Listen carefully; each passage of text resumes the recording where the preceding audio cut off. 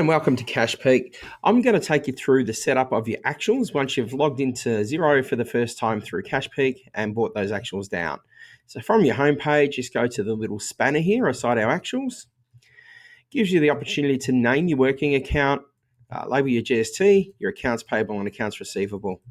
From there, just go into our code categories. Use your auto match up here. That'll do an auto match against all your Xero codes, which we see here, and turn them into ag codes. We match that at around about 90 to 95% accuracy. If anything comes through unmatched, so instead of wheat, you call this something to make bread, all you basically do is click in the unmatched code and use the drop down to pick your particular code, or you can type in the name of the commodity and it'll automatically search that for you. Once you've gone through income, expense, and assets and liabilities, matched all those codes, you're good to go in CashPeek. So click on your actuals, display your actuals, change the month you want them displayed,